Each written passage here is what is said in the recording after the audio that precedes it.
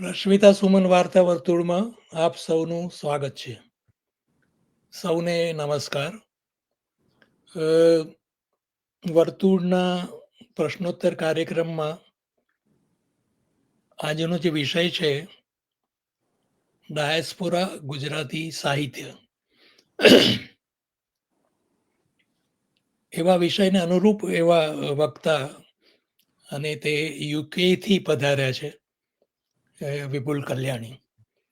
આપણે સૌ જાણીએ છીએ કે યુકે એ ડાયસ્પોરાનું થાણું ગણાય અને વિપુલભાઈ વર્ષોથી ત્યાં અકાદમીના ઉપક્રમે અને વૈયક્તિક ઉપક્રમે પણ ઘણું કામ કરી રહ્યા છે.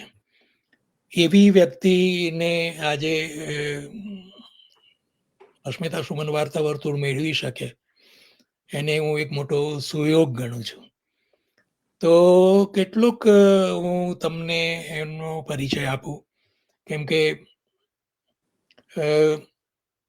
એમના પરિચયની ઘણી વિગતો છે. એમનું નામ બતાવે છે તેમ એ વિગતો વિપુલ છે, પણ હું એમની ત્રણેક ઓળખ આપવા માંગુ છું અને પછી ચર્ચા દરમિયાન આપણને એમની વિશેષ ઓળખ મળવાની છે, વિશેષ પરિચય થશે. સૌ પહેલા મેં જ્યારે વિપુલભાઈનો એક ફોટોગ્રાફ જોયો ત્યારે મને થયું કે આ માણસ આટલો પ્રતાપી દેખાય છે. એટલે મેં એમને મેસેજ કર્યો કે વિપુલભાઈ, કોઈ ફિલ્મ કંપની જો તમને રાજવીનો રોલ આપી શકે એવો દોરદમામ, એવો તેજ તિખારો જોવા મળે છે. અને ખરેખર એ એમના વ્યક્તિત્વમાં છે.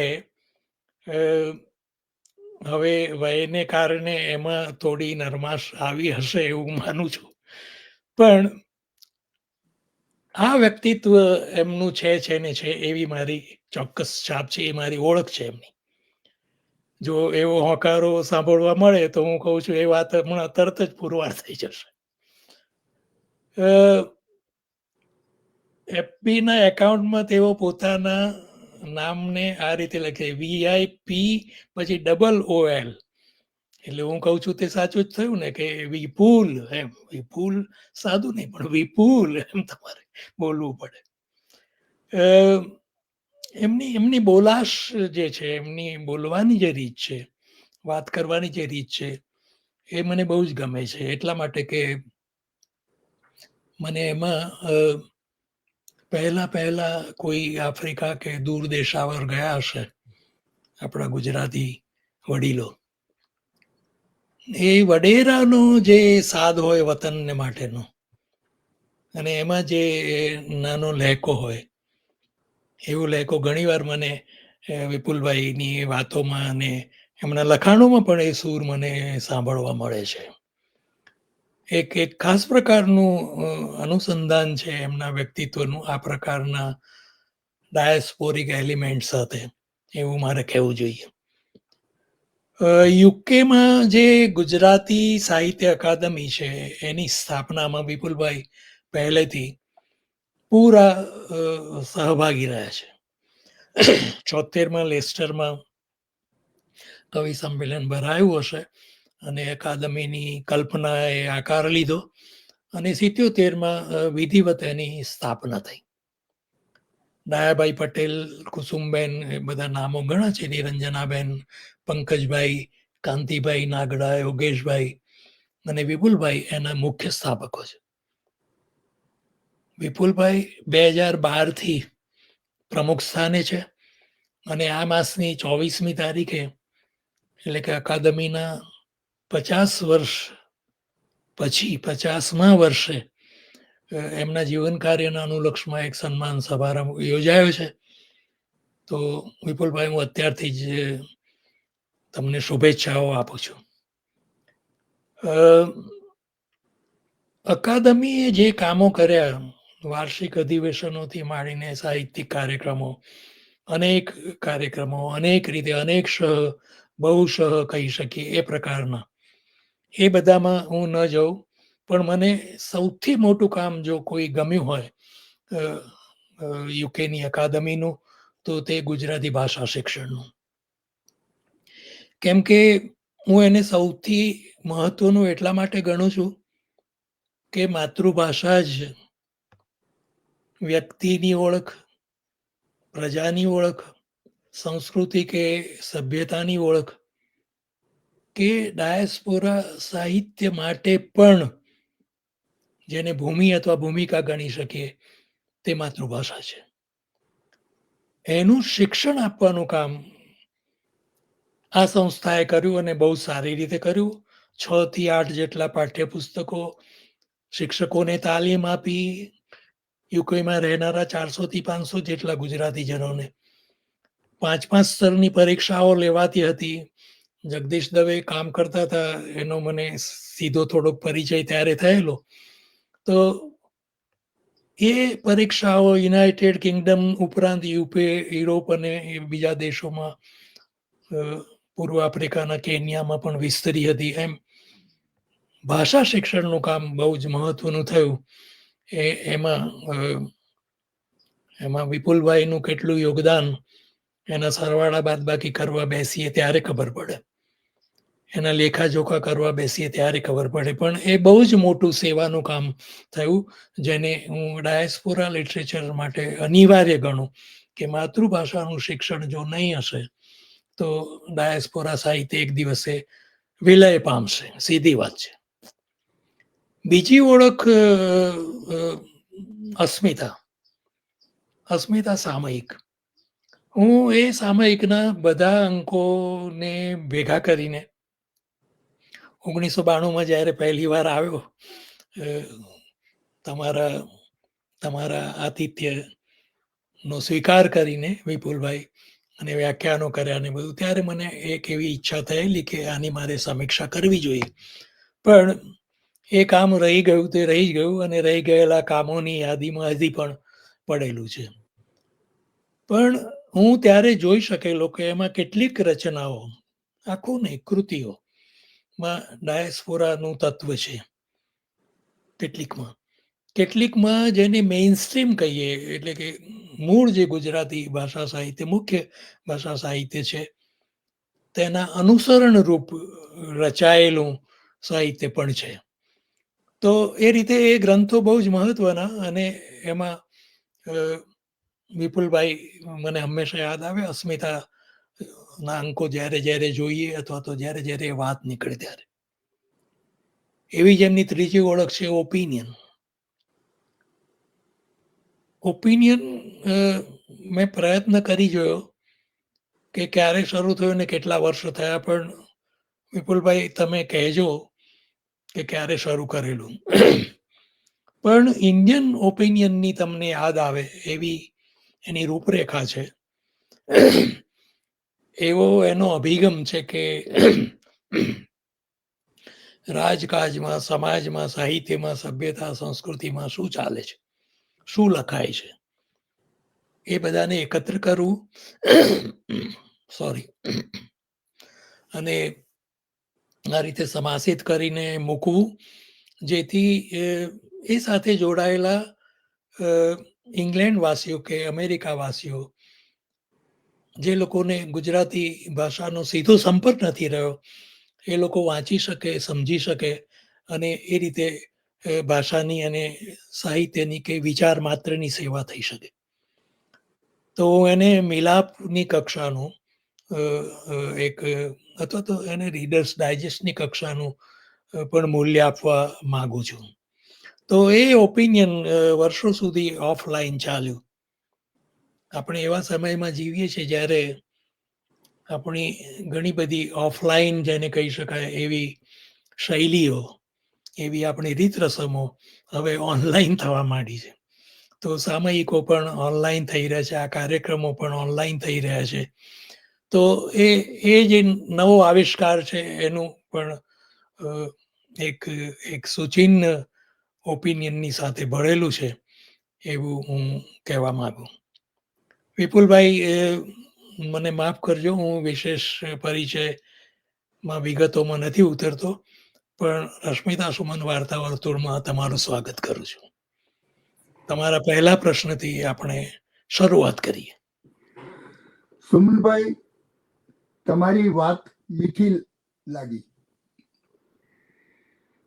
અને કહેવાનું મન થાય એટલું કે તમે ભાષા શિક્ષણની જે વાત કરી એ તળ ગુજરાતની પરિસ્થિતિને ધ્યાનમાં રાખીને વાત હું નથી કરતો, પણ બૃહદ ગુજરાતમાં ડાયસ્પોરિક ગુજરાતી સમાજમાં એ વારસાની ભાષા તરીકે એનું મહત્વ મેં પીછાણ્યું છે. અને વારસાની ભાષા જ્યારે મુદ્દે ચડે છે ત્યારે જે તે દેશની મુખ્ય પ્રવાહની ભાષા, દાખલા તરીકે અમારે ત્યાં અંગ્રેજી, તમારે ત્યાં અમેરિકન અંગ્રેજી, એમ એની સાથેનું અનુસંધાન પણ રહેવું જોઈએ એવો અમારો મત છે. વાળું એ બધી વાતોમાં થી ટળી અને આપણે વાત જ કરીએ. સુમનભાઈ, પહેલો સવાલ મારો કંઈક આવો છે. દીપક બારડોલીકરે એકદા લખેલું, જેની આ વર્ષે શતાબ્દીનું વર્ષ છે દીપક બારડોલીકરનું, એમણે એક લખેલું કે ગુજરાતી ડાયસ્પોરા યાને ગુજરાત બહારના ગુજરાતી સમાજો આજે આફ્રિકાથી લઈને અમેરિકા સુધીના અનેક નાના મોટા દેશોમાં અસ્તિત્વ ધરાવે છે. આ સમાજો તે ગુજરાતી પ્રજાના છે, જે ક્યાં તો અર્થોપાર્જન ખાતર યા માફકસરની નહીં એવી રાજકીય પરિસ્થિતિ તથા વિપરીત સંજોગોના કારણે દેશવટો કરી ગઈ હતી, અથવા ઉખેડાઈને બીજા અને ત્યાંથી ત્રીજા દેશમાં ફેંકાઈ ગઈ હતી. આજે એમની મોટી વસ્તી બ્રિટન, અમેરિકા, પાકિસ્તાન, ઓસ્ટ્રેલિયા તથા આફ્રિકી દેશોમાં આવેલી છે. સુમનભાઈ, તમે ગુજરાતી ડાયસ્પોરાના સાહિત્યની, અલબત્ત ગુજરાતી ડાયસ્પોરિક સાહિત્યની શી વ્યાખ્યા માનશો? એટલે વિપુલભાઈ, આમાં જે દીપકભાઈએ જે વર્ણન કર્યું છે, આખું જે ચિતાર આપ્યો છે તે બહુ જ સાચો છે, બિલકુલ બરાબર વાત છે કે આ રીતે સ્થાપના થઈ ડાયસ્પોરા સાહિત્યની. માતૃભાષામાં લખાયું અને દૂર દેશાવરમાં રહીને માતૃભાષાને યાદ કરીને એમાં સાહિત્ય સર્જવું અથવા તો સાહિત્ય લેખન કરવું એ બહુ મોટી વાત છે. એ રીતે હું દીપકભાઈની વાત સાથે સંમત થઉં છું, પણ મને કેટલીક સ્પષ્ટતા તમે કરવા દેશો કે વતનનો જે જુરાપો થાય, અતીત રાગ અને અતીત રાગનું સાહિત્ય રચાય, એવા કાવ્યો, એવા ગીતો, એવી વાર્તાઓ, તો એ સાહિત્યને હું ડાયસ્પોરા કહેવા માટે રાજી નથી. જેમ કે જુરણ તો મને કોઈ પણ વખતે થવાનું છે. મારી જગ્યાએથી નીકળીને હું બીજે જઈશ, એટલે મારા ગામથી નીકળીને હું મુંબઈ ગયો હોઉં તો મને ઘર, વતન બધું યાદ આવે, બધા ઘણા સ્મરણો હોય મને, અને હું એને લખી નાખું તો એનાથી કોઈ ફેર નથી પડતો, એનાથી ડાયસ્પોરા નથી બનતું. એ ડાયસ્પોરા નો જે મૂળ અર્થ છે અથવા તો એનો જે મૂળ ભાવ છે, એની સાથે જોડાયેલું જે ભાવ વિશ્વ છે એને સમજવાની જરૂર છે.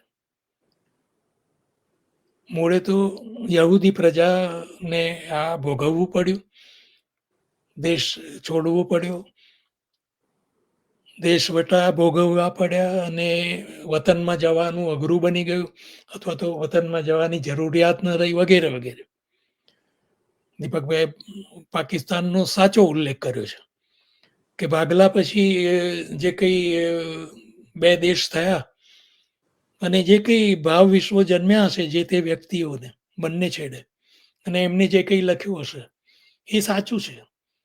એમાં ડાયસ્પોરાનું તત્વ છે એમ આપણે જરૂર કહી શકીએ, કેમ કે એમને દેશ છોડવા પડ્યા છે, દેશ નિકાલ થવું પડી છે, દેશવટો ફરજિયાત ભોગવવો પડે છે, મરજી નહોતી છતાં.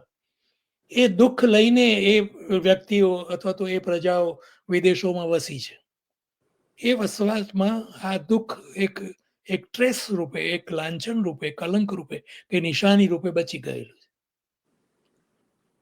આનો જ્યારે વિકાસ થાય છે શબ્દમાં અને શબ્દ સૃષ્ટિ જ્યારે જન્મે છે ત્યારે એ જુદા જ પ્રકારનો વિષય બનીને ઉભો રહે છે. આ એક મુદ્દો મારે ખાસ કહેવો છે. બીજું હું કહેવા માંગુ કે સંઘર્ષ વિના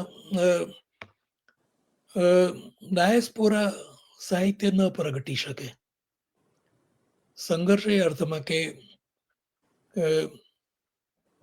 આપણે વિદેશ વસીએ એટલે હું ખાણીપીણીથી માંડીને પહેરવેશ ને રીત રસમો કે બધું જ સાચું ગુજરાતી સમાજનો સભ્ય બનવું અને ત્યાં ગરબા અને કાર્યક્રમો ને બધું એમાં જોડાયેલો રહું, તો એટલાથી કશો ફેર પડતો નથી. એવી વ્યક્તિ અમેરિકામાં હોય કે અમરેલીમાં હોય, ડાયસ્પોરાની રીતે એમાં કશો ફેર નથી. છેટા રહીને તમે ડાયસ્પોરાની વાત ન કરી શકો. વટલાઈને, જોડાઈને, વિનિમયો કરીને જે સંઘર્ષ ઊભો થાય, જે ભાવ જગત ઊભું થાય, એ ભૂમિકાએ આપણે જે રચીએ કે જે લખીએ કે સર્જીએ, એ કાવ્ય હોય કે નાટક હોય કે જે હોય તે, એમાં સાચું અથવા તો વધારે માત્રાનું ડાયસ્પોરિક તત્વ જોવા પડે. અંગ્રેજીમાં એક શબ્દ છે ગેટો, બહુ ડેરિગેટરી છે, એને વાપરવો ન જોઈએ. પણ એવી જમાતો જે પોતાનું સ્થાણું બનાવીને જીવતી હોય, આપણે એ રીતે નથી જીવતા વિદેશોમાં, પણ ધી મેન્ટાલિટી, ધી માનસિકતા ઇટ સેલ્ફ આ રીતે રાખ રખોપાની છે. પોતાની જાતને સાચવીને જે થાય તે થવા દેવાની છે. તો એ રીતે લિટરેચર પોતાનું કામ, સર્જકતા પોતાનું કામ નથી કરી શકતી. It requires a kind of conflict. It requires a kind of different situation, different circumstances જેમાં હ્યુમન બીંગ્સ મુકાયા હોય, મારું અસ્તિત્વ મુકાયું હોય. દીકરા દીકરીઓ કહેતા હોય કે ના, આ મારો દેશ આ છે, હું કોઈ ગુજરાતને જાણતો નથી કે જાણતી નથી. એ દીકરા દીકરીને કોઈ વિદેશી સાથે પ્રેમ સંબંધ થઈ જાય છે, કોઈ બ્લેક અશ્વેતની સાથે પ્રેમ સંબંધ થઈ જાય છે અને લગ્ન કરવાની હઠ લે છે. કોઈ સાહિત્યકાર અથવા તો કોઈ સાહિત્ય રસિક અંગ્રેજ કે અમેરિકન મારો મિત્ર છે અને મને થાય છે કે ઓહો, આ તો કેટલું બધું જાણે છે ને મને તો કશી ખબર જ નથી, મારા ઉચ્ચારનું ઠેકાણું નથી, આનો એક્સેન્ટ જુદો છે, મારો એક્સેન્ટ જુદો છે, મારું ગ્રામર જુદું છે, એનું ગ્રામર જુદું છે, મને નાનમનો અનુભવ થાય. આ બધા જે વિનિમયો છે, આ બધા જે પ્રસંગો છે, એમાં મારા ભાવ જગતમાં બહુ મોટી ખલેલો પડે છે, ડિસરપ્શન્સ ઊભા થાય છે. અને હું જે લખું છું તે બહુ જુદા પ્રકારનું આવીને ઊભું રહે છે. અલબત્ત કેટલાક મિત્રોએ જાણે અજાણે આ પ્રકારની રચનાઓ કરી છે, એની હું ના નથી પાડતો. એવી રચનાઓ કરવામાં કેટલાક નામો પણ હું આપી શકું, જેમ કે દીપકભાઈ તો ખરા જ, તમારે ત્યાં વલ્લભભાઈ નાઢા કે જગદીશભાઈએ પણ થોડુંક કામ કર્યું, અને સુરેશભાઈના એક યોગેશ પટેલ અને દયાભાઈ પોતે તો ખરા જ. તો એક મંડળી જેને કહીએ, એ સાચા અર્થમાં આ ભાવ વિશ્વ લઈને આવી હતી અને એને વિકસાવ્યું હતું ને એનું સર્જન કર્યું હતું. અમેરિકાની વાત કરીએ તો એમાં પ્રીતિબેન કે પન્નાબેન કે મધુસૂદનભાઈ કે કિશોરભાઈ કે નટવર ગાંધી, સૌ પહેલા જો કોઈએ ડાયસ્પોરાની વાત કરી હોય, ડાયસ્પોરા તત્વને સમજવાનો જો મુદ્દો ઊભો કર્યો હોય, તો તે મને યાદ છે એ પ્રમાણે નટવર ગાંધીએ. પાછળના સમયમાં બાબુ સુતાર કે વગેરે લોકોએ કે અમે કંઈ ને કંઈ એમાં ઉમેર્યું હશે. સુરેશભાઈ, સુમનભાઈ, એક વખતે તમારે ત્યાં હરીશ વ્યાસ હતા, હરીશભાઈ હતા ત્રિવેદી. એટલે એવા ઘણા નામો છે જે મને અત્યારે યાદ નથી આવતા, પણ વોટ આઈ મીન કે એક ડાયસ્પોરિક એમ્બિયન્સ તો ઊભું થયું જ છે, એક પ્લેટફોર્મ તો ઊભું થયું છે, એની ના નથી. એક તરીકો પણ ઊભો થયો છે. ચાલો, ઝુરણનો તો ઝુરણનો, અતિત રાગનો તો અતિત રાગનો, ના નથી પાડતો એની. બટ ધ નેક્સ્ટ સ્ટેજ જે મોર રિયલ છે, મોર લિટરરી છે, મોર આર્ટિસ્ટિક છે, તો ચેલેન્જિંગ છે, એમાં જવાનું બહુ ઓછું થયું છે. અને એમાં જેટલું જઈ શકાય એટલું સારું. એક બીજી પણ શક્યતા છે જેની વાત હું તમારા બીજા પ્રશ્નો પછી કરીશ, બીજી શક્યતાની વાત. બીજો સવાલ સુમનભાઈ મારા મનમાં એ છે કે આવા સાહિત્યનું તમારે પણ શું મહત્વ?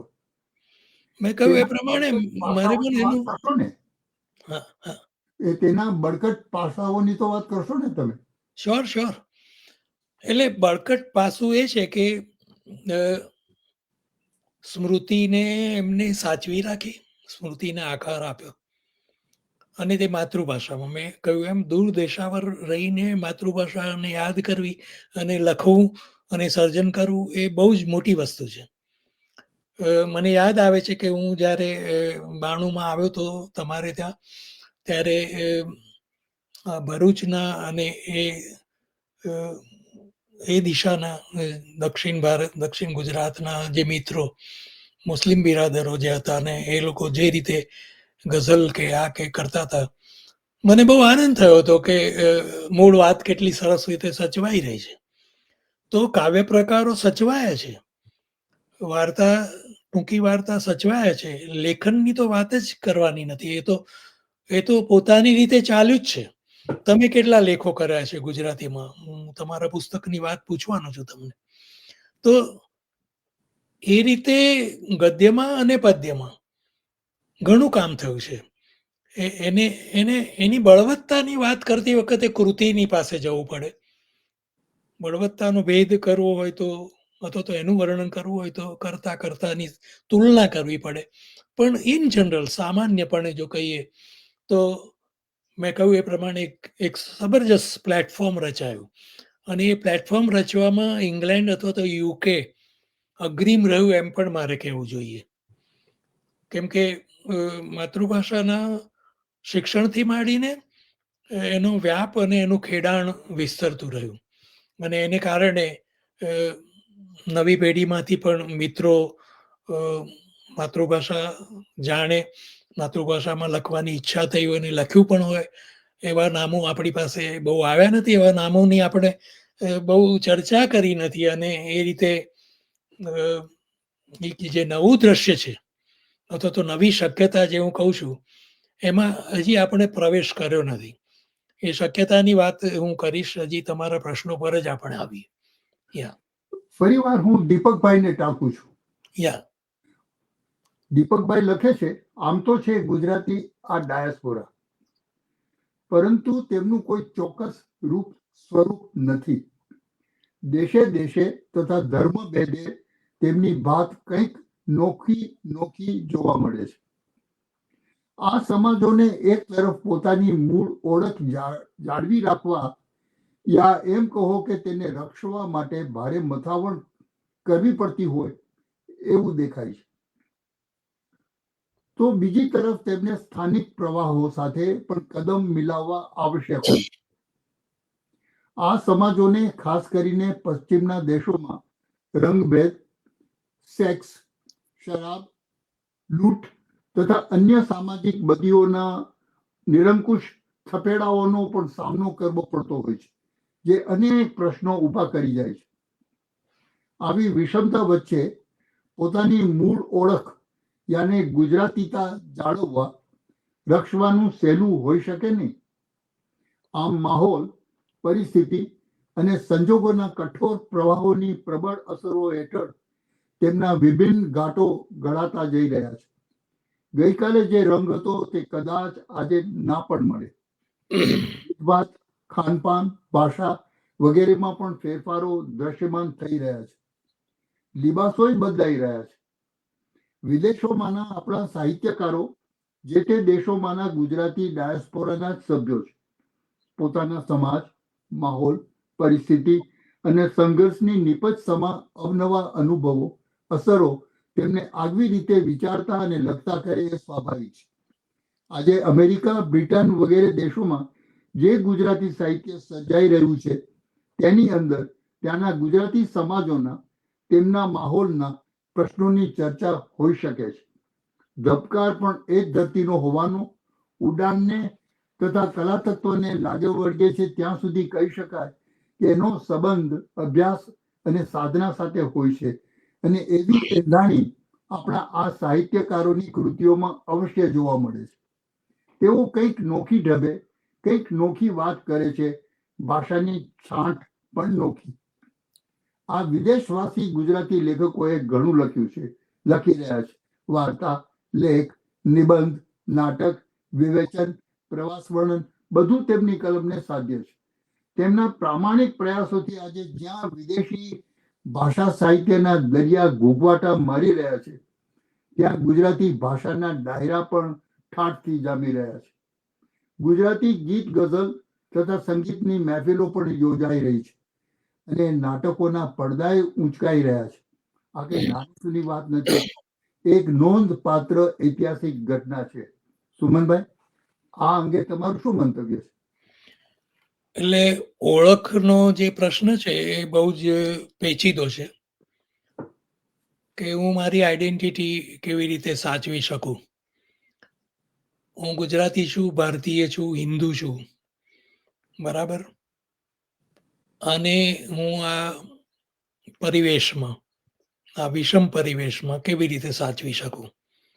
ભાષાનો ભેદ છે, સભ્યતાનો ભેદ છે, સંસ્કારનો ભેદ છે, ધર્મનો ભેદ છે, ભેદો જ ભેદો છે. દીપકભાઈએ જે વાત કરી છે એ એક પ્રકારની એચિવમેન્ટ છે, એક પ્રકારની સિદ્ધિ છે કે ઓળખ ને માટેનો જે આ પ્રયાસ, ઓળખને સાચવી રાખવા માટેનો જે પ્રયાસ અને એમાંથી જે કંઈ રચાયું ને સર્જાયું એને ગુજરાતી સાહિત્યની એક નવી દિશા કહી શકીએ આપણે, એક નવી પહેલ કહી શકીએ, જેને ડાયસ્પોરા નામથી આપણે ઓળખી શકીએ. એ બિલકુલ સાચું છે. એમાં કોઈ પ્રશ્ન નથી. પણ ઓળખ એટલે ન બદલાવું એવો જે અર્થ છે કે આ સંજોગોમાં હું કોઈ પણ સંજોગોમાં કોઈ પણ રીતે, કોઈ પણ ભાવથી કે કોઈ પણ શૈલીથી બદલાઈશ નહીં, મારે બદલાવું નથી, મારે મૂળ જ રહેવું છે, તો એ એક પ્રકારનું બંધ જેને કહી શકાય, ક્લોઝ કહી શકાય, એ પ્રકારનું ભાવ વિશ્વ થશે. એક ક્લોઝ કોમ્યુનિટી નો ભાવ એમાંથી ઊભો થાય છે અને એ કોમ્યુનિટી વધારે વિકાસ કરી શકતી નથી, કેમ કે એને વધારે ચેલેન્જીસ લેવી જ નથી. એને આ રીતે અનુસંધાન જાળવી રાખવું છે પોતાના મૂળની સાથે. તો એ એક રસ્તો છે અને એ રીતે લખાય તેનો કોઈ વાંધો પણ નથી. મારો સવાલ એ છે કે જેની હું વાત કરવા માંગુ છું તે એ છે કે નવી પેઢી આ ડાયસ્પોરા સાહિત્યનું શું ભવિષ્ય છે. આપણી પેઢીના કે પછીની પેઢીના જે કોઈ લોકોએ ડાયસ્પોરિક કહી શકાય એ પ્રકારનું ગુજરાતી સાહિત્ય લખ્યું, પુસ્તકો કર્યા, પ્રવૃત્તિઓ કરી, કાર્યક્રમો કર્યા, ગીત સંગીત વગેરે અધર આર્ટ્સને તો આપણે હજી ઉમેરતા નથી. તો એ બધું થયું છે, પણ એનો હવે એક વિરામ આવી જશે, એનું એક સમાપન આવી જશે. એવી કેટલી વ્યક્તિઓ છે જેને તમે સ્પષ્ટ રૂપે ડાયસ્પોરિક એલિમેન્ટને વરેલી સાહિત્યકાર વ્યક્તિ ગણી શકો. બહુ ઓછી નાની સંખ્યામાં તમને એ આંકડો મળશે અને એ સમાપ્તિ તરફ છે. પણ હું એક શક્યતા એ જોઉં છું, જે ભાષા શિક્ષણ તમે કર્યું, જે બાળકોએ શીખ્યા અને ભલે અંગ્રેજીમાં કે સ્પેનિશમાં કે ફ્રેન્ચમાં પણ ભણ્યા અથવા તો ભણવું પડ્યું, બીજી ભાષાઓ ભણવી પડી, એ મોટા થયા, અને એનામાં જો કઈ સંવેદનશીલતા છે ને એ જો લખશે તો એ શું લખશે? એ જે લખશે એ ભલે અંગ્રેજી ભાષામાં હશે પણ મારી દ્રષ્ટિએ ડાયસ્પોરિક હશે એ અર્થમાં કે એમાં જે ભાવ વિશ્વ હશે એમાં ગુજરાતીતા હશે, ભારતીયતા હશે, અથવા તો એ બે તત્વો સાથેનો સંઘર્ષ હશે, એની સાથેની મથામણ હશે, એની સાથે ને જીવવા માટેની એક લડાઈનું તમને દ્રશ્ય જોવા મળશે, એક યુદ્ધ વૈયક્તિક ધોરણનું. તો એ જ્યારે પ્રગટશે, જિમ્ફા લાહિરી ને બધાના દ્રષ્ટાંતો છે આપણી પાસે, બીજી ભાષાઓમાં પણ છે. ડાયસ્પોરિક રાઇટર્સનું એક બહુ મોટું વિશ્વ છે આમ જોવા જઈએ તો. એટલે એ લોકોએ જે રીતે માતૃભાષા છોડીને આ પરિસ્થિતિમાં અન્ય ભાષામાં કામ કર્યું છે, પણ વિશ્વ તો એ જ રહ્યું છે, મૂળ તો એ જ રહ્યું છે, ઓળખ તો એ જ રહી છે, સંઘર્ષ તો એ જ રહ્યો છે, અને તે છતાં વાત કરી છે. મૂલ્યોની સામે બહુ મોટું આક્રમણ થાય છે વિપુલભાઈ, આદર્શો પર મોટા ઘા થાય છે. એ ઝીલવાની તૈયારી અને નવા મૂલ્યોને સ્વીકારવાની તૈયારી ખરેખર તો ચિત્ત ના જ પાડવાનું છે કે વેગન અને માંસાહારી વચ્ચેનો ભેદ કેવી રીતે મીટી શકે, કેવી રીતે મટી, કેવી રીતે ભૂલી જવાય, વગેરે વગેરે. આ તો એક દાખલો મને સૂઝે છે તે આપું છું. We are not ready to accept those kind of universal broad જેને કહી શકીએ એવા વેલ્યુઝને માટેની આપણી તૈયારી નથી. આપણે આપણી બાજુમાં જ જીવતા કે આપણા આસપાસમાં જ જીવતા અંગ્રેજ સાહિત્યકારો કે સાહિત્ય રસિક મિત્રોની સાથે પણ જોડાઈ શકતા નથી. વાય, શું કરવું? પણ આ છોકરા છોકરીઓ જોડાયા છે. એની કોલેજમાં, એની યુનિવર્સિટીમાં જે મિત્રો છે, અને જો એ લિટરરી માઇન્ડેડ છે તો એની સાથે એના એક્સચેન્જીસ ચાલુ હશે, આપણે જાણતા નથી. એટલે નેક્સ્ટ સ્ટેજ જેને કહીએ આ જ એમ્બિયન્સમાં, આ જ પ્લેટફોર્મ પર તો મને આ દેખાય છે. એ લોકોની સાથે આપણે વિચાર વિનિમય કરી કે તારો ડાયસ્પોરાનો બેટા શું ખ્યાલ છે, તારી શું વિભાવના છે, તારો શું કન્સેપ્ટ છે. તું જે લખે છે, તું જે સર્જે છે, ઇંગ્લિશમાં ભલે કરે છે, પણ તારું જે આ વિશ્વ છે તેમાં કન્ટેન્ટ તો આ છે, તો એને વિશે તારે શું કહેવું છે? તું એને બદલીને કંઈક બીજું કરીશ કે નહીં કરે કે શું કરીશ? આમાં વિપુલભાઈ મુખ્ય કારણ તો એ છે કે એ વ્યક્તિ, એ છોકરો કે એ છોકરી કે એ યુવક યુવતી જીવે છે ગુજરાતી એમ્બિયન્સમાં. પરિવારમાં મા બાપથી માંડીને દાદા દાદી, માતા પિતાથી માંડીને માસા માસી, મામા મામી, દેશથી આવતા કાગળ પત્તર કે દેશથી થતી અવર જવર, આ બધામાં એને ગુજરાતી વાતાવરણ તો વળગેલું જ છે. એના ભાવ વિશ્વમાંથી તમે એને બાદ નથી કરી શકતા. ભાષા બાદ થઈ ગઈ, કેમ કે એને આવડી ગયું હોય અને એ સરસ કરી શકે તો જુદી વાત છે. તમારી પાસે એવા દ્રષ્ટાંતો હશે, તમે એ વાત કરો. અમારે ત્યાં જ્યોતિ પટેલે જે હમણાં નવલકથા આપી, બહુ સરસ. અને હું તો આશાવાદી અભિમન્યુ આચાર્યમાં પણ જોઉં છું. તમારે ત્યાં અમેરિકામાં કામદાર પરિવારની એક બેને જે પોતાની જીવનની વાતો લખી છે. અચ્છા. અને એવા તો અનેક દાખલાઓ આપણને મળે. અને કેનેડામાં તો જોઈએ એટલા લેખકો છે, વિસ્તૃતિ માંડીને, કે જેમણે કેટલું સરસ મજાનું સાહિત્ય આપણને આપ્યું છે. એટલે આપણે લેંગ્વેજ જે છે ને એ મીડિયમ છે, એ મીડિયમમાં રચાયેલા ને ગુજરાતી જ કહેવાય એ એક શરત છે, પૂર્વ શરત છે. એની નાને એને થોડુંક આપણે ગૌણ ગણીએ, આપણે કન્ટેન્ટ પર ધ્યાન આપીએ, આપણે જે કંઈ ભાવ વિશ્વ છે, જે કંઈ દ્રવ્ય છે રચનાનું, જે કંઈ વિષય વસ્તુ છે એના પર ધ્યાન આપીએ તો એ વિષય વસ્તુ જ્યાં સુધી ગુજરાતીતા, ભારતીયતા અને મેં કહ્યું એ પ્રમાણે પારિવારિક વાતાવરણ સાથે જોડાયેલું છે, સંસ્કારો સાથે જોડાયેલું છે, અને એમાં એને જે કંઈ સંઘર્ષો અનુભવ્યા છે, એને પોતાને વેઠવું પડ્યું છે. હું તો જ્યારે 92માં આવ્યો ત્યારે મારી 21-22 સભાઓ અમેરિકામાં થઈ હતી, અને પછી સભા પૂરી થાય એટલે યજમાનને ત્યાં બેઠા હોઈએ પતિ પત્ની હોય, કોઈક બીજું હોય, તો એ લોકો આ જ વાત કરે કે આ દીકરો કશું માનતો નથી, આ દીકરાને કૃષ્ણમાં રસ નથી, આ અમારી છોકરી ફલાણાના પ્રેમમાં પડી છે, શું કરી શકાય. પછી હું એ લોકો એ સંતાનો જોડે શક્ય તેટલી વાતો પણ કરતો હતો ને બધું કરતો હતો. પણ મારું જે કહેવું છે તે આ છે કે આ સંઘર્ષ જે બીજી પેઢી અનુભવે છે એમાં ડાયસ્પોરા લિટરેચરની પૂરેપૂરી શક્યતાઓ રહેલી છે. બાકી આ પેઢી તો આથમી જશે, નો ડાઉટ. પુસ્તકો રહી જશે, પ્રવૃત્તિઓ રહી જશે, પ્રવૃત્તિઓના રંગ બદલાશે. દીપકભાઈએ પણ કહ્યું છે અને તમે પણ કહો છો. જેમ કે આ ડાયસ્પોરાને અત્યારે આપણે ઇન્ટરનેટના માધ્યમથી રજૂ કરી રહ્યા છે. હા બરાબર, ફેસબુક પર લાઈવ થઈ રહ્યું છે, બધા કાર્યક્રમો લાઈવ થશે અને ત્યારે લિટરેચર એકલું લિટરેચર નહીં રહી શકે. એમાં ફિલ્મ સંગીત પણ આવશે, એમાં લલિત સંગીત પણ આવશે, એમાં આ પણ આવશે, તે પણ આવશે, એમાં નૃત્ય પણ આવશે. એટલે ભારતીય કળાના જેટલા કઈ આવિષ્કારો છે બધા દાખલ થશે અને થઈ ગયા છે ખરેખર તો. ત્યારે તમે આ ગુજરાતી ભાષાના ડાયસ્પોરિક લિટરેચરને આવા સ્વરૂપે કલ્પી શકો. એ બહુવિધ થઈ ગયું હોય, મલ્ટી ડાયમેન્શનલ થઈ ગયું હોય અને એવું લખનારી છોકરા છોકરીઓ, એવી લખનાર યુવક યુવતીઓ આવ્યા હોય, ગુજરાતી હોય અને આખું દ્રશ્ય બદલાયું હોય, તો એવી શક્યતા મને દેખાય છે. એટલે સંસ્થાઓએ એ દિશાના કાર્યક્રમો હવે કરવા જોઈશે એવું મને ચોક્કસ લાગે છે.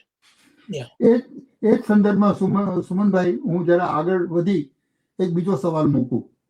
આપણા વિવેચક ડોક્ટર રમણ સોની એ ક્યાંક લખે છે, ખરેખર તો જે સાહિત્યને વિકસાવવું, વધુ તેજસ્વી કરવું હોય તો કલાના ઊંચા ધોરણોનો આગ્રહ સેવવો જ રહ્યો. વિદેશવાસી ગુજરાતી લેખક માટે પણ એમાં કશું સમાધાન ન હોય. પ્રોત્સાહન પણ અમુક હદ સુધી બરાબર છે, છેવટે તો એમને પણ ધોરણો માટે સજાગ રહેવાનું હોય. સુમનભાઈ, શું કહીશું અહીંયા? હવે આમાં શું છે કે આ સાચું કહેવાય એક અર્થમાં, તે છતાં પ્રોત્સાહન આપવું ને એ બધામાં જે વડીલશાહી સૂર સંભળાય છે એ મને બરાબર નથી લાગતો. ઊંચા મૂલ્યોની વાત કે ઊંચા ધોરણોની વાત માટે સજાગ રહેવાનું હોય એ તો એક આદર્શ છે અને એ આદર્શ કોઈ પણ જગ્યાએ હોય. ગુજરાતમાં પણ હોય, મુંબઈમાં પણ હોય, કલકત્તા કે દિલ્હીમાં પણ હોઈ શકે ગુજરાતી લખનાર માટે, તો એ અહીંયા પણ હોય. એટલે એ કોઈ નવી વાત નથી. સવાલ એ છે કે એની શક્યતા જ ઘટી ગઈ છે. It has been reduce like anything. મારે જાગૃત રહેવું છે એક ડાયસ્પોરિક રાઇટર તરીકે, પણ માતૃભાષાનું જે મારું જ્ઞાન છે તે આછું પાતળું છે. ગુજરાતી સંસ્કૃત કે વિશ્વ સાહિત્ય સાથેનો મારો પરિચય જે છે એ એટલો બધો ઘનિષ્ઠ નથી. જે કંઈ કળાના મૂલ્યો છે, જે કંઈ આદર્શો છે, જે કંઈ સાહિત્ય સિદ્ધાંતો છે, એ બધાનો મને કંઈ ખાસ પરિચય નથી. તો આ બધા અવરોધો છે મારી સામે.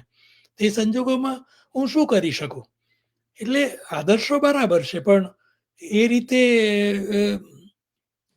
રીતે વાત કરવાથી કશું ફલિત નથી થતું મારી દ્રષ્ટિએ. એનું પરિણામ શું? અને એટલે જ મારા મનમાં ગાંધી સામે આવે છે. ગાંધીએ નવજીવન શરૂ કર્યું તો એમાં પહેલું વાક્ય એના સ્તંભમાં ક્યાંક મુકાયેલું છે કે તમારી ગુજરાતી સારી માઠી હશે એની ચિંતા કરશો નહીં, એવું હશે તો અમે સુધારી પણ લઈશું, પણ તમે લખો. રાઈટ. અને આ વૃત્તિ જ્યાં સુધી નહીં આવે ત્યાં સુધી આપણા લેખકો કે કવિઓ ક્યારે બળભાગી બનશે? પહેલેથી જ રોકાણ આવી જાય તો એ મુશ્કેલી ઊભી કરશે. એટલે ભાષા ઉપર તો મોટો ખતરો છે જ. તમે ગમે તેટલું શીખો અથવા તો ગમે તેટલું તમને શીખવાડવામાં આવે, પણ ઇટ રિમેન્સ ઓલવેઝ ડિફિકલ્ટ. મુશ્કેલ જ રહેવાનું છે, કેમ કે લિંગ્વિસ્ટિક એન્વાયરમેન્ટ જ નથી. હું ઘરની બહાર પગ મૂકું છું ને વિપુલભાઈ કે તમે, તો આપણે અંગ્રેજી વાતાવરણમાં છીએ. સાચી વાત. એના ભાષિક વાતાવરણમાં મારું ગુજરાતી કે મારું સંસ્કૃત કે કશું જ ત્યાં ચાલી શકતું. હું ગમે તેટલું સારું જાણતો. I must know better English I must know English that could be reachable, that could be communicable. આ બધું જો મને ના આવડતું હોય તો મારો અને એની સાથેનો જે પરિચય છે એ કુંઠિત રહેવાનો છે. એટલો બધો સરળ નહીં હશે. અને એને કારણે હું પાછો પડી જાઉં છું. અને પાછો પડી જઈને હું પછી જો મારાને જ ચાહ્યા કરું છું તો હું અમુક જ પ્રકારનું લખી શકું, જેને હું ફર્સ્ટ લેવલ કહું છું. સેકન્ડ લેવલ નથી આવતું, કેમ કે કન્ફ્રન્ટેશન નથી.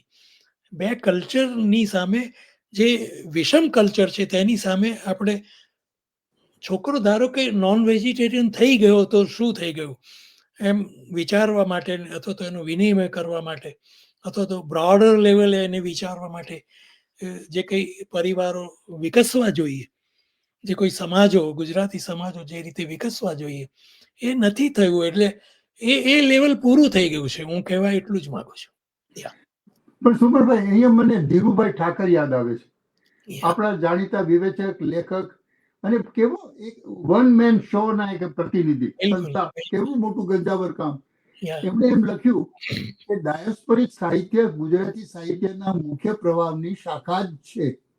ખરેખર અનુભવ કઈ નોખો નથી, હજુ આભડછેટ જોવા અનુભવવા નથી મળતી સુમનભાઈ?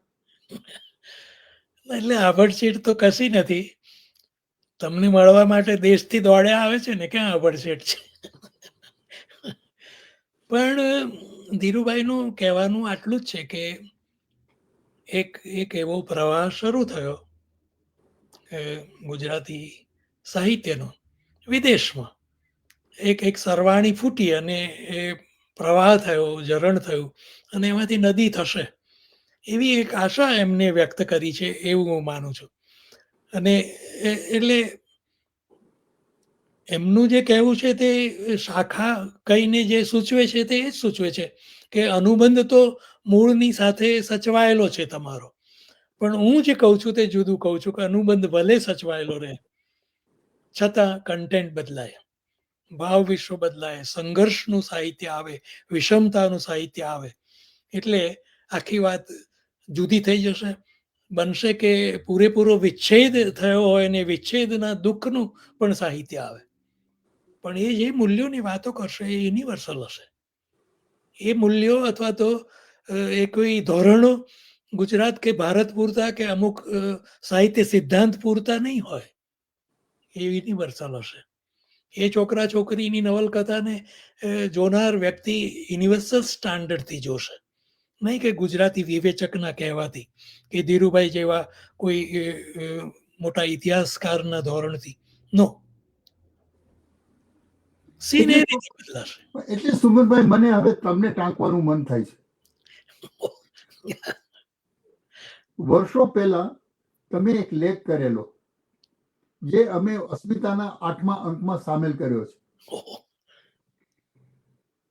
અને એનું મથાળું હતું સલામ અમેરિકાસ ઉર્ફે મારી વિદ્યા યાત્રા.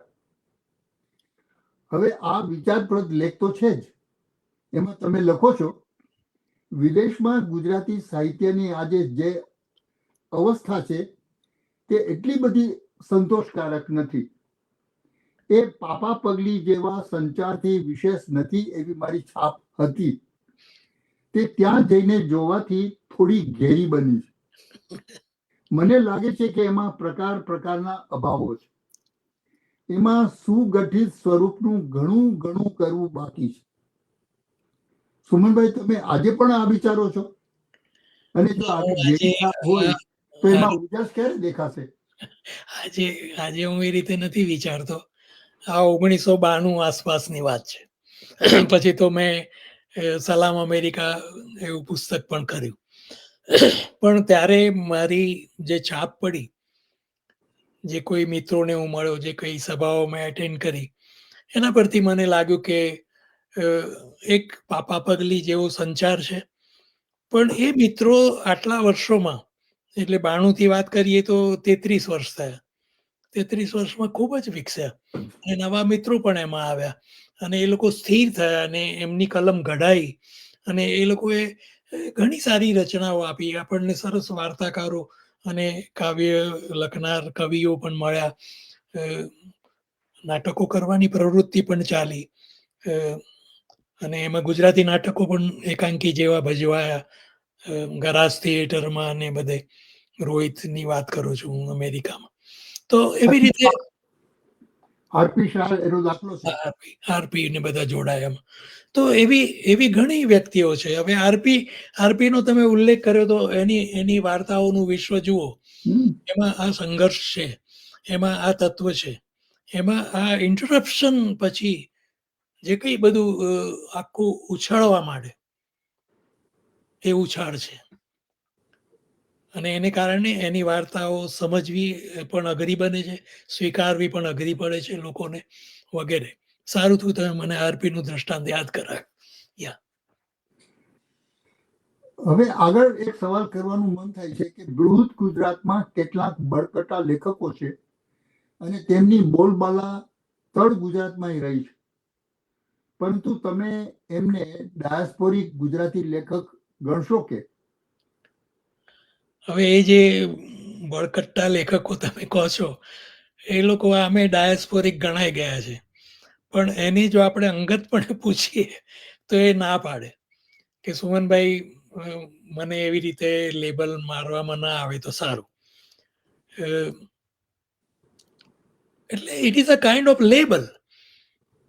તમે એવા ઘણા લેબલો આપણે ત્યાં છેલ્લા 50 વર્ષમાં ઊભા થયા કે આ મોડર્ન રાઇટર છે, આધુનિક છે, આ આધુનિક છે. સુમનભાઈ તો આધુનિક છે, સુરેશ જોશી આધુનિક છે. તમે શું કહેવા માંગો છો? સાહિત્યનો તરીકો, સાહિત્યની શૈલી, એમની પોતાની જે પરંપરા બની હોય એમાં તમને મોડર્નિઝમમાં અથવા તો આધુનિક સંવેદનાના તત્વો જોવા મળે. તો એ સાહિત્યને તમે આધુનિક કહો, એ વ્યક્તિને શા માટે તમે આધુનિક કહો છો, અથવા તો એ વ્યક્તિને શા માટે આધુનિક? તો આ ડાયસ્પોરા જો એમની બોલબાલા છે એવું તો હું નથી માનતો. ઘણા એવા દાખલા મળ્યા છે કે આ વિદેશ વસતા મિત્રોએ પોતાના પ્રકાશનો માટે પેરવી કરી હોય, ઇવન પૈસા પણ ખર્ચા હોય, અને છતાં છેતરપિંડી થઈ હોય ને એવું બધું બહુ દુઃખદ જેને કહી શકાય. એટલે બોલબાલાનો તો પ્રશ્ન આવતો નથી. જેમની બોલબાલા થઈ છે એ લોકોએ બે સ્ટ્રીમમાં કામ કરેલું છે, એમની જ બોલબાલા થઈ છે. કેમ કે એમનું જે વિશ્વ બન્યું, સાહિત્ય સૃષ્ટિ જે એમની બની, એમાં વત્તે ઓછે અંશે સાહિત્યિક મૂલ્યો અને આદર્શો, કળાના તત્વો સચવાયા છે. એમની બોલબાલા થઈ છે. એના પર આવું વધારાનું જો તમે લેબલ લગાડો તો લગાડી શકાય. પણ હું એ વ્યક્તિઓને ડાયસ્પોરિક નહીં કહું. મેં ડાયસ્પોરા માટે તમને જે નામો આપ્યા, ડાયાભાઈથી માંડીને વલ્લભભાઈના કે દીપકના કે અશોકભાઈ બળવંતના, તો એ લોકો મારી દ્રષ્ટિએ ડાયસ્પોરિક છે. તમે નહીં તો તમારા પિતાજીએ કે કોઈએ પણ વિદેશ વસવાટ કર્યો છે, અને એ વિદેશ વસવાટ મરજીથી નથી કર્યો. દેશાટન જે કર્યું છે એ વેપારને અર્થે કર્યું છે. દેશમાં પરિસ્થિતિઓ સારી નહોતી, પારિવારિક પરિસ્થિતિઓ સારી નહોતી, વગેરે પરિસ્થિતિ બદલવા માટેનો એક જબરજસ્ત પુરુષાર્થ હતો. એ પુરુષાર્થથી જ આપણે બધા ઇમિગ્રન્ટ્સ અત્યારે અમેરિકા ને ઇંગ્લેન્ડમાં કે કોઈ પણ જગ્યાએ છીએ. મેઇન આપણો ફોર્સ તો એ છે, to be rich, to be enable to cope up the day to day situations. તો એ પણ એક સંઘર્ષ તો છે જ, નથી એમ નહીં. પણ ત્યારે મૂલ્યો સાચવવાની વાત, કે આદર્શોને સાચવવાની વાત, કે ધોરણોને સાચવવાની વાત બહુ સચવાશે નહીં. સચવાશે તો આ પ્રકારે સચવાશે, અને એમાં પરિવર્તનની આ શક્યતાઓ છે. જ્યારે ભાષાને ગૌણ ગણીને, કન્ટેન્ટને ધ્યાનમાં રાખીને આપણે જો વિચારીએ તો આગળ વધવાના પૂરેપૂરા સંજોગો છે. અમેરિકામાં તો મુખ્ય અકાદમી છે જ. હવે રામભાઈ નથી પણ આશીષભાઈ છે. આ બાજુએ કેનેડામાં નીતા અને શૈલેષ ચલાવે છે સ્વરઅક્ષર. સાહિત્ય સરિતા નામની એક સંસ્થા હ્યુસ્ટનમાં છે, બીજા નાના મોટા મંડળો હશે. તો હું એમ કહું કે જ્યાં જ્યાં શક્યતા છે ભૌગોલિક રીતે ભેગા થવાની, અને સૌથી વધુ શક્યતા ઇંગ્લેન્ડમાં છે, અંતરો છે જ નહીં. અમેરિકામાં છે એટલા અંતરો નથી. તો ભેગા થઈએ અને આ વિસંવાદો કે સંવાદોની વાતો કરીએ, અને જે કંઈ નવું લખાય છે તેની ચર્ચાઓ કરીએ. જે લખાય છે ને વિપુલભાઈ, તેની ચર્ચા થવી જોઈએ, સમગ્ર પરિદ્રશ્યની નહીં. સમગ્ર વિશે તો તમે આવી રીતે વાર્તાલાપ કરી શકો છો, અને નાનો મોટો સંતોષ પણ મળે છે, એમાં ખોટું નથી. અને એવો વિચાર ન કરવો એ પણ ખોટું નથી.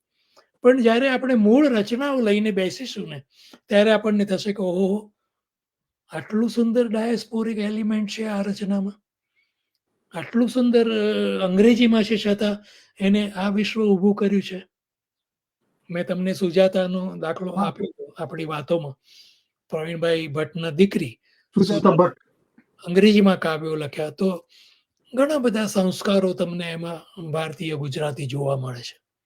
Her content is more or less indigenous, at the same time it is universal. તો આ પ્રકારની યુનિવર્સાલિટીની દિશામાં આપણે આગળ વધીએ અને એવા કાર્યક્રમો વધુ ને વધુ થાય એવી મારી ઈચ્છા છે. અને તમે તો ઘણું કરી શકો એમ છો અતુલભાઈ, વિપુલભાઈ, કોઈ પ્રશ્ન જ નથી. તો એવા કાર્યક્રમો અંગે મારે જાણવું છે કે તમારા મનમાં આ ક્ષણે શું વિચારો આવે છે. એટલે હું તમને પ્રશ્નો પૂછું. અને પહેલો પ્રશ્ન મારો આ કે તમે જે લેખન કર્યા ગુજરાતીમાં, નિરીક્ષકના તમારા લેખનો મેં વાંચ્યા છે, દીર્ઘ હોય કે દીર્ઘ, વિષય સાહિત્ય ભલે ન હોય, પણ રાજકારણ હોય કે સમાજ હોય, તો એમાં મને તમારી એક બળકટ ભાષાનો અનુભવ થયો છે. અને વારું જે તમે બોલો છો, બરાબર, એ હવે કોઈ બોલતું નથી.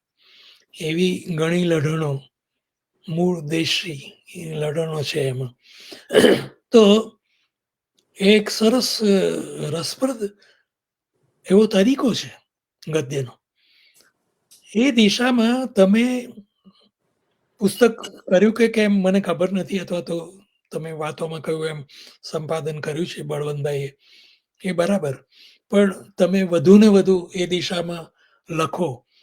અને હું એવું ઈચ્છું કે ખાસ તો તમે તમારા આ અનુભવોને લખો, જીવન કથા, આત્મકથાના રૂપમાં.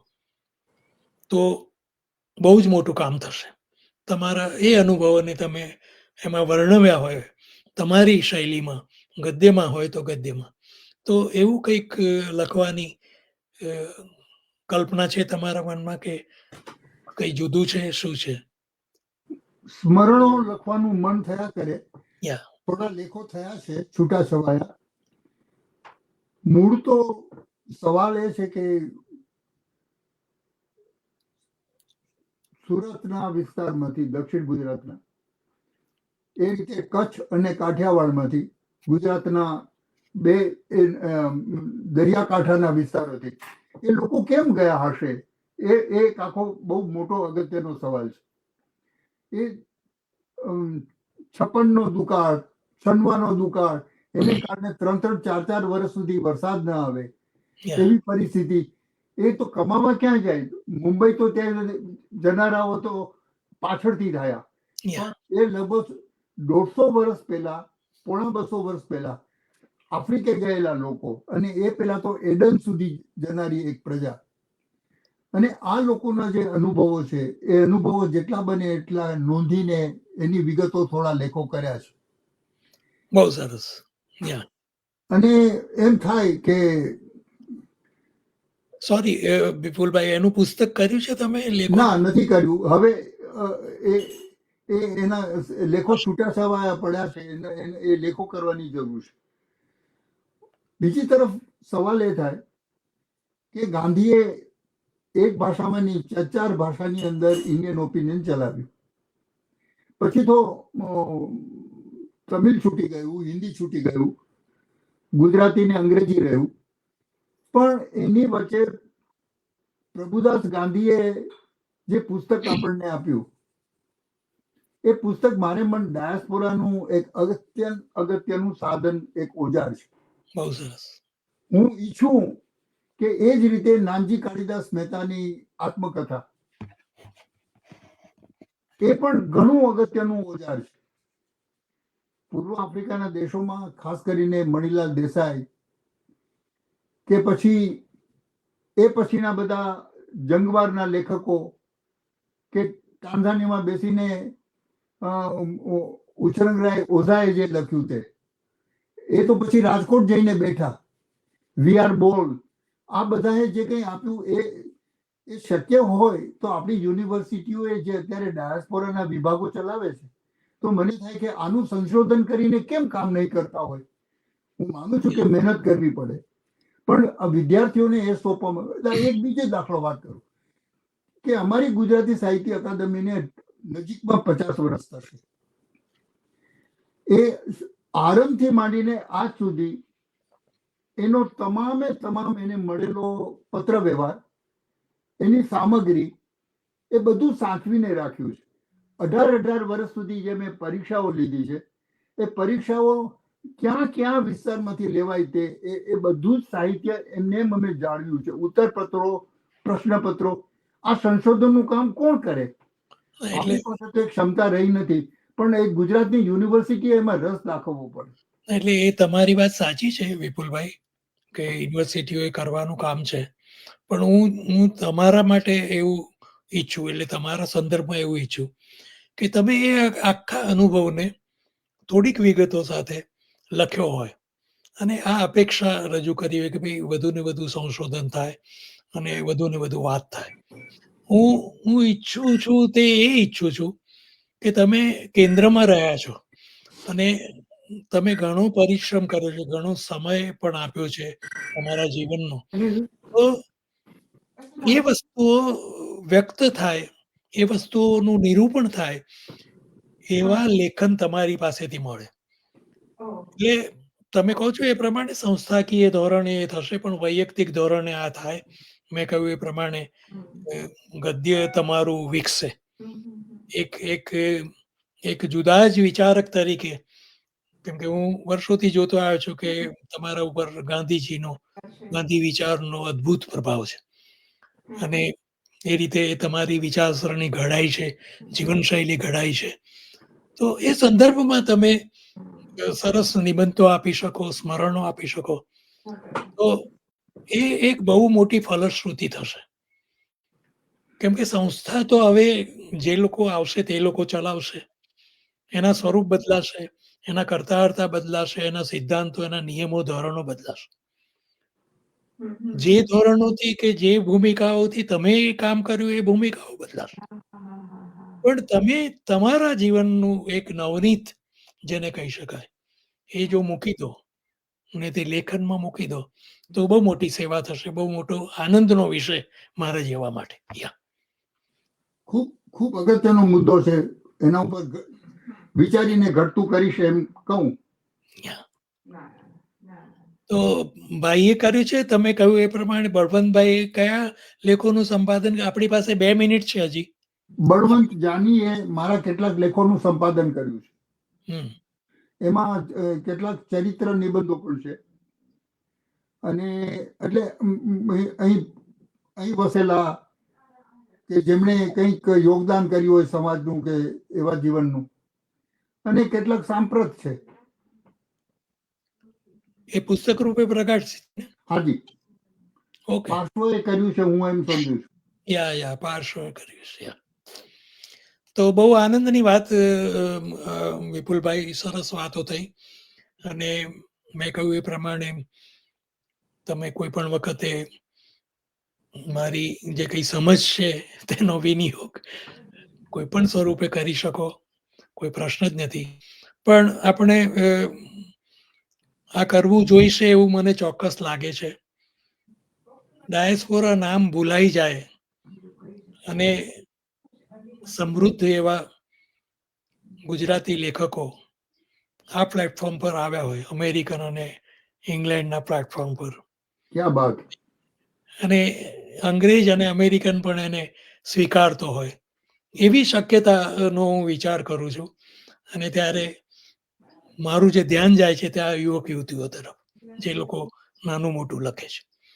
તો એવા કાર્યક્રમો આપણે કરીશું. જો મને અનુકૂળતા મળશે અથવા તો એવા સંજોગ ઊભા થશે તો આ પ્રશ્નોત્તર હું એ લોકોની સાથે પણ કરીશ. બહુ સરસ. હું તમને પૂછીશ કે મને એવી વ્યક્તિઓના નામ આપો, ને એ વ્યક્તિઓનો હું સંપર્ક કરીશ અને એમની સાથે હું આવા પ્રશ્નોત્તર કરીશ. બહુ તો સરસ. બહુ જ આનંદ આવ્યો અને આપણે મળ્યા. મિત્રોને આનંદ આવ્યો હશે એવું માનું છું, અને નવા સંજોગોમાં પાછા ફરીથી મળીશું. જય